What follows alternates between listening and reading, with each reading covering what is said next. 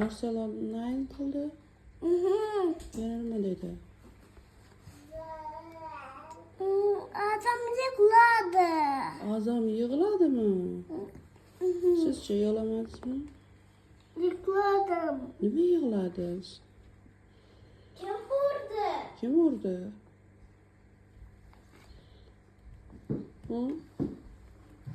Masala urdim. Sizga bog'cha opalar nima deb gapirdi? Tashat qildi urdi. Garden dedimi? Urdi menga. Sizni urdimi? Bog'cha opa urdimi? Yo Marcelo urdimi? Qaysi biri urdi? Masala. Marcelo.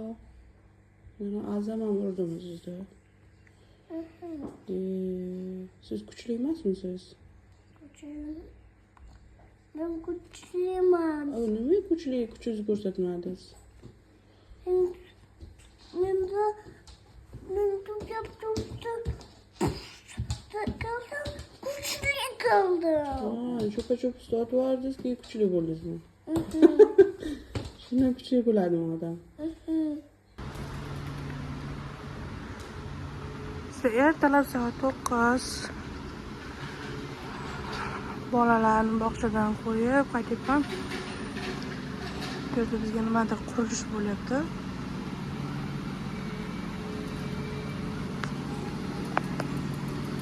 Qanaqadir qurilish bu bizni anaqamiz, uyimiz orqa tarafi. Bu o'zi otel. Oldi tarafi mehmonxona. Biz ichkariga kiramiz. Burada qanaqadir qurilish bo'lyapti. Shunaqa turib nimaydi, bizni anaqa rayonimizda shunaqa tepadan o'tadigan quvur trubalar rozовый svetda bo'ladi. Shunaqa pushti svetda bo'ladi. Nimagadir. Mana yana qaytadan o'rnatishyapti.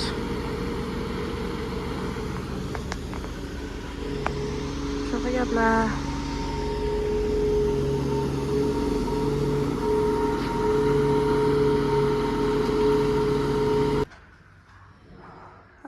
Germaniyada shunaqa xatlar hisob ketiladigan pochta quti bo'ladi.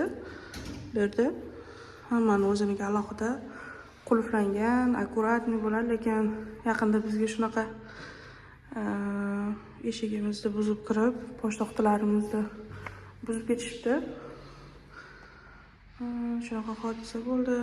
Bu yerda pastlarda meni kolaskam turardi, bolalar anaqa kolaskam uni o'g'irlab ketishdi. Mana har xil xatlar keladi bizga, ularni olib javob berishimiz kerak. Uni hammanikini buzib rasvo qilib ketishdi. Ketdi kolaskam ketdi. Kolaskam o'g'irlab ketishdi.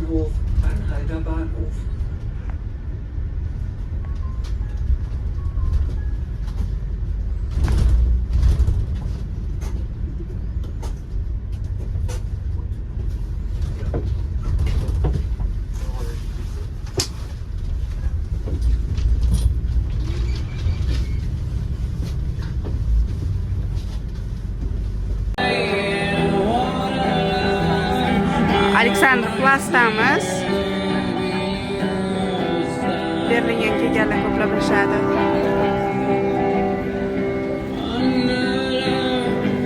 Centralning